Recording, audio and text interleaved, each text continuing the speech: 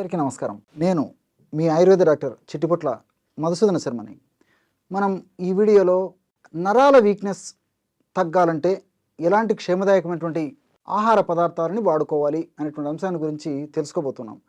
నరాల బలహీనత, nervous weakness ఈ రోజుల్లో చాలామంది అంటే ధనిక, పేద, స్త్రీ, పురుష, పెద్ద, చిన్న తారతమ్యం లేకుండా చాలామందిని వేధించేటువంటి అత్యంత సర్వసాధారణమైనటువంటి ఇబ్బంది పెట్టేటువంటి సమస్య నరాల బలహీనత. ఈ నరాల బలహీనత అనేటువంటి సమస్య కలిగేందుకు అనేక రకాలైనటువంటి ప్రధానమైనటువంటి కారణాలు. అంటే కొన్ని రకాలైనటువంటి వ్యాధుల్లో ఈ యొక్క సమస్య కలగవచ్చు. అంటే ఉదాహరణకి షుగర్ వ్యాధి వచ్చినటువంటి వాళ్ళలో ఈ నరాల బలహీనత ఉంటుంది. నీరసము, నిస్త్రణ, బడలిక ఇలాంటివన్నీ కూడా ఈ యొక్క నరాల బలహీనత సమస్య ఉన్నటువంటి వాళ్ళలో కలుగుతుంటాయి అన్నమాట. అదేవిధంగా బీపీ ఉన్నటువంటి సమస్య ఉన్నటువంటి వాళ్ళలో ఈ నరాల బలహీనత కలుగుతూ ఉంటుంది. పోషకాహార లోపం ఉన్నటువంటి వాళ్ళలో ఈ నరాల బలహీనత కలుగుతుంటుంది.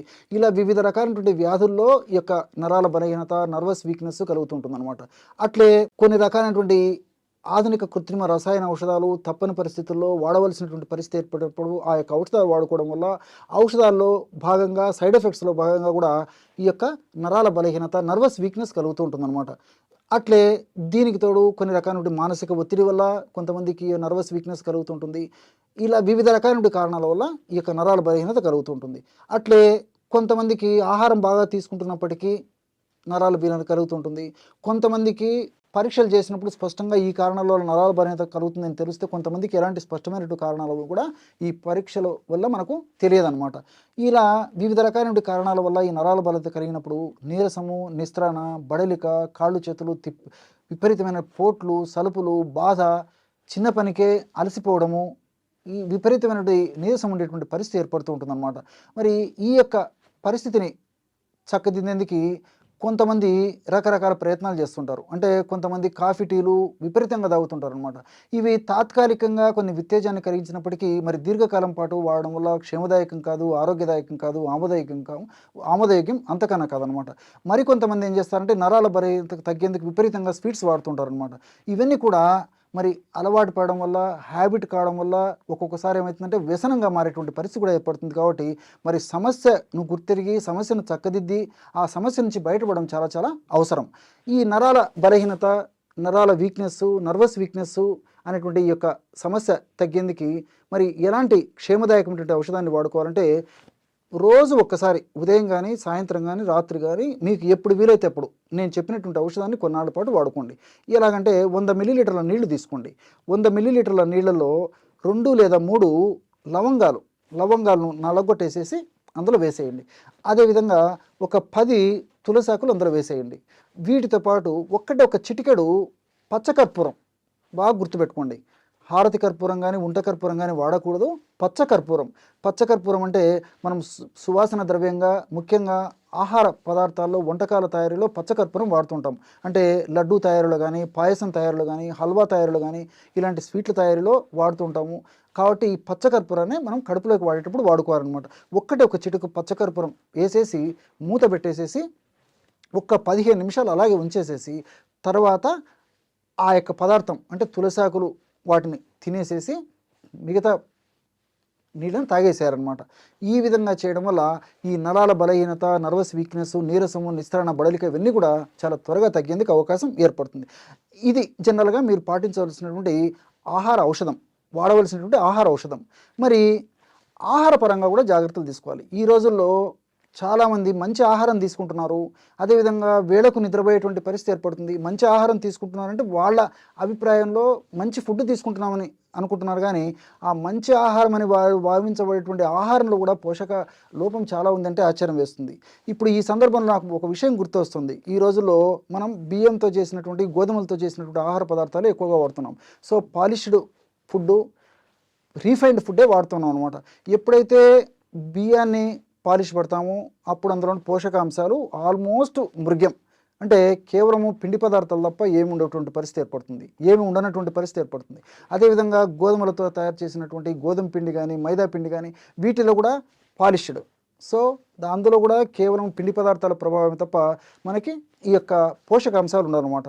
దీంతోపాటు మరి బొంబాయి రవ్వ, గోధుమ నూక ఇలాంటివి కూడా ఆల్మోస్ట్ అందులో కూడా ఈ యొక్క పోషకాంశాలు ముఖ్యంగా సూక్ష్మ పోషకాలు ఉండవు అనమాట. కాబట్టి మరి ఈ రోజుల్లో జాగ్రత్త పడడం కొంతమందికి సాధ్యం కాదు, ఎక్కువ శాతం మంది కూడా సాధ్యం కానటువంటి పరిస్థితి కూడా ఎదురైంది. కాబట్టి మరి వీలైనంత వరకు ముడి బియ్యంతో చేసినటువంటివి, ముడి గోధుమలతో చేసినటువంటి ఆహార పదార్థం తీసుకోవడం ద బెస్ట్ ప్రాసెస్, ప్రాక్టీస్ చేయడం మంచిది. తప్పని పరిస్థితుల్లో దీనికి ప్రత్యామ్నాయంగా ఏం చేస్తారంటే తవుడు. సో సర్వసాధారణంగా పూర్వకాలం అయితే తవుడు ఉన్నటువంటి అంటే బియ్యము ముడి బియ్యం వాడేవాళ్ళు కాబట్టి ఆ రోజుల్లో ఈ నరాల బలహీనత ఉండేది కాదు. కానీ ఈ రోజుల్లో మనం అస్సలైనటువంటి పోషకాంశం ఉన్నటువంటి ప్రధానమైనటువంటి వాటిని కూడా పక్కన పెట్టేసేసి కేవలము పిండి పదార్థం ఉన్నటువంటి బియ్యాన్ని, గోధుమలు వాడుకోవడం చేతనే ఈ పద్ధతి కలుగుతుంది. కాబట్టి మైక్రోన్యూట్రియంట్ సూక్ష్మ పోషకాలు తవుడులో విపరీతంగా ఉంటాయి. కాబట్టి మరి ఆ తవుడును మనకు మార్కెట్లో కూడా దొరుకుతుంది. కాబట్టి తవుడును తెచ్చుకొని ఏదో ఒక రూపంలో రోజు 1 నుండి 2 చెంచాలు మనం పులకాల్లో తవుడు కలుపుకోవచ్చు, తవుడు పొడి. అదేవిధంగా అన్నంలో కలుపుకొని తీసుకోవచ్చు, స్వీట్స్లో కలుపుకోవచ్చు, పాలల్లో కలుపుకోవచ్చు, మజ్జిగలో కలుపుకోవచ్చు. లేకపోతే తవుడు తర్వాత ఖర్జూరం కాస్త తేనె కలిపేసేసి ఉంటలాగా చేసుకుని రోజు ఒక ఉంట తీసుకోవచ్చు. ఇలా ఏదో ఒక పద్ధతిలో తవుడును వాడుకోవడం వల్ల ఇంచుమించు 40 రోజులు రెగ్యులర్గా వాడుకోవడం వల్లనే చాలా అద్భుతమైనటువంటి ఫలితాలు కలిగినట్లు చాలామంది ఫీడ్బ్యాక్ ద్వారా కూడా మాకు తెలుస్తుంది అనమాట. కాబట్టి తవుడును తప్పనిసరిగా ఆహారంలో ఒక భాగంగా చేసుకుంటే చాలా వరకు చాలామందిలో 100లో 99% మందిలో కూడా ఈ యొక్క నరాల బలహీనత సమస్య నుంచి చెక్ పెట్టడానికి అవకాశం ఏర్పడుతుంది. కాబట్టి ఫ్రూట్స్ జ్యూసెస్లో కూడా ఈ తవుడు వాడుకోవచ్చు. తర్వాత స్ప్రౌట్స్ మొలకెత్తిన విత్తనాల్లో ఈ తవుడు వాడుకోవచ్చు. కాబట్టి మీకు ఎలా వీలైతే అలాగా రోజు 1 నుంచి 2 టీ స్పూన్లు ఈ తవుడును మాత్రం ఖచ్చితంగా వాడేటువంటి అలవాటు చేసుకోవడం వల్ల ఈ నరాల బలహీనత ఉన్నటువంటి సమస్య తగ్గిపోతుంది. భవిష్యత్తులో కూడా ఈ నరాల బలహీనత సమస్య రాకుండా ఉండేందుకు అవకాశం ఏర్పడుతుంది. ఎందుకంటే ఇక్కడ మరొక విషయం కూడా నాకు గుర్తొస్తుంది. ఇప్పుడు మనం ఆహార పదార్థాల్లో భాగంగా విపరీతంగా ఆహారం తీసుకుంటున్నాం. చాలామంది 100లో 99% మంది కూడా జరిగేది ఇది. మరి కడుపు నిండా అన్నం తినేటువంటి పరిస్థితి ఏర్పడుతుంది. రోటీ, చపాతీ లాంటివి కూడా ఎక్కువగా తీసుకునేటువంటి పరిస్థితి ఏర్పడుతుంది. ఇవన్నీ కూడా పిండి పదార్థాలు. పిండి పదార్థాలు తీసుకున్నప్పుడు సహజంగా పిండి పదార్థాల వల్ల శక్తి వస్తుందని చెప్పేసి మనకు సర్వసాధారణంగా తెలిసినటువంటి విషయం. కానీ పిండి పదార్థాలు మనం తీసుకున్నప్పుడు ఆ పిండి పదార్థాలు శక్తిగా మారడానికి కొన్ని విటమిన్స్ అవసరం అన్నమాట. B1, B6, B12 ఇలాంటివన్నీ కూడా అవసరం. కాబట్టి మరి ఇలాంటి పోషక ద్రవ్యాలన్నీ ఉన్నటువంటి పదార్థాలు కావాలంటే మనం తవుడు ఇలాంటివి వాడుకోవాలన్నమాట. ఇలాంటివి నేను చెప్పినట్లు ఈ స్ప్రౌట్స్ ఇలాంటివన్నీ వాడుకోవడం వల్ల ఈ మైక్రోన్యూట్రియంట్స్ ప్రాబ్లం కూడా లేకుండా ఉంటుంది. కాబట్టి నరాల బలహీనత, నీరసం, నిస్తరణ కూడా తగ్గిపోతాయి. అంతేకాకుండా ఈ నరాల బలహీనత తగ్గాలంటే విటమిన్ D బాగా ఉండేట్టు చూసుకోవాలి. విటమిన్ E లోపం లేకుండా బాగుండేట్టు చూసుకోవాలి. వీటికి తోడు నేను చెప్పినట్టు B1, B6, B12 ఈ 5 పదార్థాలు, ఈ 5 ముఖ్యాంశాలు, సూక్ష్మ పోషకాలు శరీరంలో సమృద్ధిగా తగినంత ఉన్నప్పుడే ఉన్నటువంటి నరాల బలహీనత సమస్య త్వరగా తగ్గిపోతుంది. భవిష్యత్తులో మళ్ళీ నరాల బలహీనత సమస్య రాకుండా ఉండేందుకు కూడా నేను చెప్పినటువంటి పద్ధతిలో ఈ విధి విధానాలు పాటించడం వల్ల కలుగుతుంది. దేవతా స్వరూప మొక్క తులసి మొక్క ఔషధ గుణాలు అనేటువంటి అంశాన్ని గురించి తెలుసుకోబోతున్నాం. దేవతా స్వరూపమైనటువంటి మొక్క ఈ యొక్క తులసి మొక్క. అందుకే లక్ష్మీదేవికి ప్రతిరూపంగా భావించి ఆరాధించడం మన సంస్కృతి సాంప్రదాయాల్లో, ఆచార వ్యవహారాల్లో ఒక భాగమై ఉందన్నమాట. అట్లే సంపదకి, సౌభాగ్యానికి చిహ్నంగా భావించబడుతూ ఆ తులసి మొక్క కరుణ కటాక్ష వీక్షణాలు మన శరీర ఆరోగ్యం పైన, మానసిక ఆరోగ్యం పైన, ఆధ్యాత్మిక ఆరోగ్యం పైన సక్రమంగా చక్కగా ఉండేందుకు కూడా చాలా చక్కగా ఈ యొక్క తులసి మొక్క దేవత స్వరూపంలో ఉపయోగపడుతుందని చెప్పేసి కూడా భావించడం కద్దు. ఈ యొక్క తులసి మొక్కలో ఎన్నో రకాలైనటువంటి ఔషధ గుణాలు కూడా ఉన్నాయన్నమాట. అంటే ఆధ్యాత్మికమైనటువంటి పరంగానే కాకుండా అట్లే దైవాంశ సంభూతంగా భావించబడేటువంటి పరిస్థితే కాకుండా ఔషధంగా కూడా ఈ తులసి మొక్క చాలా అద్భుతంగా ఉపయోగపడేటువంటి పరిస్థితి ఉందన్నమాట. ఈ యొక్క తులసి మొక్క వివిధ రకాల వ్యాధుల్లో ఉపయోగపడుతుంది.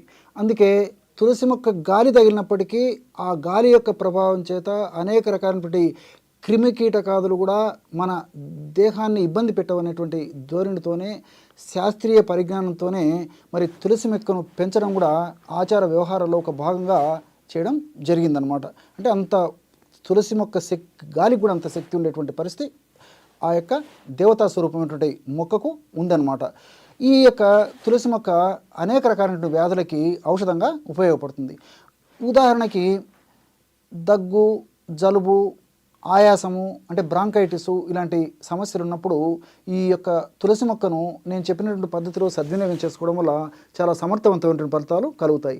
ఎలాగంటే రోజు ఉదయం పరిగడుపున 200 మిల్లీలీటర్ల నీళ్లు ఒక పాత్రలో తీసుకొని అందులో 10 తులసాకులు, 10 మిరియాలు అంటే మిరియాలను ఒక 10 తీసుకొని నలగొట్టేసేసి అందులో వేసేసి ఒక 2 గ్రాములు అంటే చిన్నగా అంత ప్రమాణం అల్లం ముక్క శుభ్రం చేసేసి దంచేసేసి అందులో వేసేయాలి. అంటే 200 మిల్లీలీటర్ల నీళ్ళల్లో 10 తులసాకులు, నలగొట్టినటువంటి మిరియాలు ఒక 10 మిరియాలు తీసుకొని నలగొట్టి అందులో వేయాలి. అదేవిధంగా అల్లం ముక్కను కూడా నలగొట్టేసేసి అందులో వేసేయాలన్నమాట. ఆ విధంగా వేసి పొయ్యి మీద పెట్టేసి 100 మిల్లీలీటర్ల నీళ్లు మాత్రమే మిగిలేటట్లు మరిగించి దించి చల్లార్చి గోరువెచ్చగా ఉన్నప్పుడు వడగట్టేసేసి అందులో ఒక స్పూను తేనె కలిపేసి సేవిస్తుండాలి రోజు ఉదయం పూట. ఈ విధంగా క్రమం తప్పకుండా రోజు ఒక్కసారి ఈ యొక్క ఔషధాన్ని ఈ పద్ధతిలో వాడుకోవడం వల్ల చాలా సమర్థవంతమైన ఫలితాలు కలుగుతాయి. అంటే ఈ తులసి మొక్కకు ఉన్నటువంటి అద్భుతమైనటువంటి శక్తులు ఏమిటంటే యాంటీటసివ్గా పనిచేస్తుంది, యాంటీ హిస్టమిన్గా పనిచేస్తుంది, యాంటీ ఇన్ఫ్లమేటరీగా పనిచేస్తుంది, అదేవిధంగా యాంటీబయాటిక్గా పనిచేస్తుంది, యాంటీ ఫంగల్గా పనిచేస్తుంది, అదేవిధంగా యాంటీ వైరల్గా పనిచేస్తుంది. ఈ విధంగా అనేక రకాలైనటువంటి ఔషధ శక్తులు ఈ తులసి మొక్క దేవతా స్వరూపమైనటువంటి తులసి మొక్క సొంతం అన్నమాట. కాబట్టి ఈ సమస్య సర్వసాధారణంగా వ్యాధి నిరోధక శక్తి తక్కువగా ఉన్నటువంటి వాళ్ళలోనే ఈ సమస్య కూడా కలుగుతూ ఉంటుందన్నమాట. విపరీతమైనటువంటి అలర్జీ, తుమ్ములు, జలుబు, దగ్గు, ఆయాసము చాలా బాధపడుతుంటారు అనమాట. మరి ఈ వ్యాధి నిరోధక శక్తిని పెంచేందుకు కూడా ఇప్పుడు నేను చెప్పినటువంటి పద్ధతిలో ఔషధాన్ని వాడుకోవడం వల్ల ఉపయోగం కలుగుతుంది అనమాట. కాబట్టి ఈ యొక్క ఔషధాన్ని మరి దీర్ఘకాలం పాటు వాడినప్పటికీ అన్నీ మనకు సైడ్ బెనిఫిట్స్ ఉంటాయి, ఎలాంటి సైడ్ ఎఫెక్ట్స్ ఉండవు. క్రమక్రమంగా ఆ యొక్క సమస్య కూడా తగ్గిపోయి శాశ్వతంగా కూడా ఆ అలర్జీ నుంచి మనం చెక్ పెట్టవచ్చు అనమాట ఈ యొక్క పద్ధతిలో ఈ యొక్క ఔషధాన్ని వాడుకోవడం వల్ల.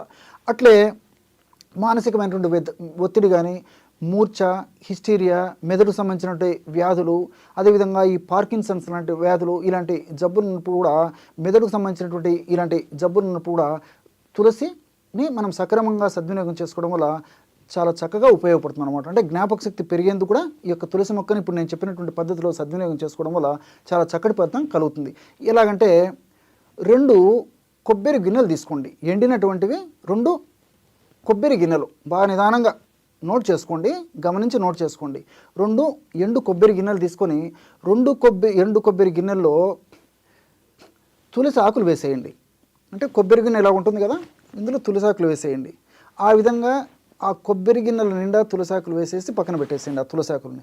అదేవిధంగా బెల్లం, పాత బెల్లం దొరికితే మరీ మంచిది. పాత బెల్లం పొడి చేసేసి, ఒకవేళ పాత బెల్లం దొరకకపోతే మామూలు బెల్లమైనా సరిపోతుంది.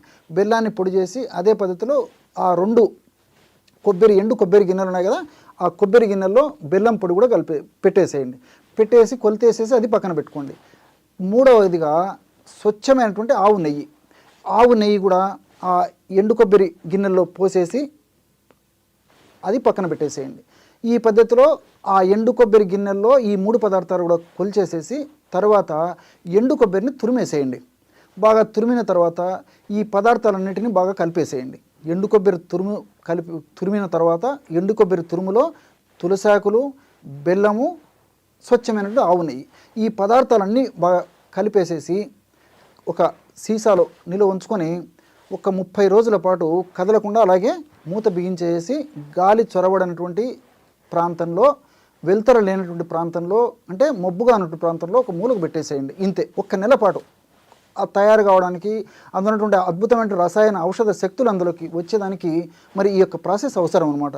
కాబట్టి ఈ పద్ధతిలో అందులో నిల్వ ఉంచిన తర్వాత తీసుకొని రోజు ఉదయం పరిగడుపున 3 వేళ్లకు వచ్చినంత, అంటే ఇలా పట్టుకుంటే ఎంత వస్తుందో అంత ప్రమాణం చప్పరించేసి మింగేసి నీళ్లు తాగొచ్చు, లేకపోతే 1 కప్పు పాలు తాగినా సరిపోతుంది అనమాట.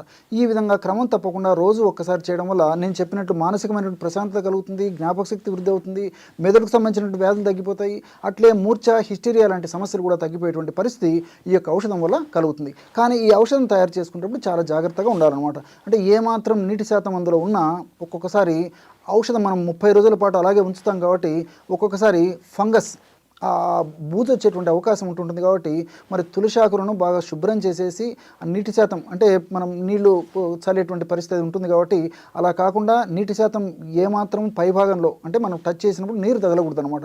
ఆ విధంగా ఆ నీటి శాతం అంతా ఆరిపోయిన ఉన్నటువంటి ఆ తులసి ఆకులు, పచ్చి తులసి ఆకులని వాడుకోవాలన్నమాట. ఈ జాగ్రత్తగా గమనించేసి మీరు చెప్పినటువంటి పద్ధతిలో ఈ యొక్క ఔషధాన్ని వాడుకోవడం వల్ల చాలా అద్భుతమైనటువంటి ఫలితం కలిగేటువంటి పరిస్థితి ఏర్పడుతుంది. అదేవిధంగా ముఖం మీద వచ్చేటువంటి మొటిమలు కానీ, గుల్లలు కానీ, నల్ల మచ్చలు కానివ్వండి, ఇలాంటి అనేక రకాలైనటువంటి సమస్యలకు కూడా సౌందర్య సాధనంగా తులసి ఉపయోగపడుతుంది. ఎలాగంటే ఒక 25 లేదా 30 తులసి ఆకులు తీసుకోండి.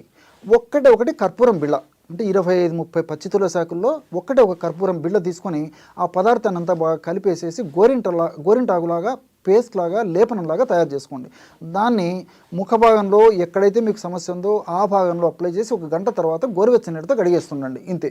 ఈ విధంగా క్రమం తప్పకుండా రోజు ఒక్కసారి ఈ పద్ధతిలో ఈ యొక్క ఔషధాన్ని వాడుకోవడం వల్ల సౌందర్య సాధనంగా ఈ యొక్క తులసి పనిచేసి ఈ మొటిమలు, అదేవిధంగా గుల్లెలు, నల్ల మచ్చలు, ఇతర చర్మానికి ముఖం మీద ఉన్నటువంటి ఇతర అనారోగ్య సమస్యలన్నింటి కూడా చక్కదిద్దేందుకు ఈ యొక్క తులసాకులు, కర్పూరం కలిపి తయారు చేసుకుంటున్న ఔషధం చాలా చక్కగా ఉపయోగపడుతుంది. ఈ విధంగా అనేక రకాలైన వేలాది లక్షలాది రోగాలు కూడా ఈ తులసి మొక్కను, దేవతామూర్తి అయినటువంటి తులసి మొక్కను మనం సద్వినియోగం చేసుకోవడం వల్ల ఆ యొక్క అనారోగ్య సమస్యల నుంచి మనం చెక్ పెట్టవచ్చు అనమాట. అనారోగ్య సమస్యలకి చెక్ పెట్టవచ్చు. చూశారు కదా ఎటువంటి అద్భుతమైనటువంటి ఔషధ గుణాలు దేవతా స్వరూపమైనటువంటి తులసి మొక్కలో ఉన్నాయో ఈ వీడియోలో మీరు తెలుసుకున్నారు కదా. మరొక వీడియోలో మరొక అంశంతో మళ్ళీ కలుద్దాం. అంతవరకు నమస్కారం. మీ చిట్టిబొట్ల.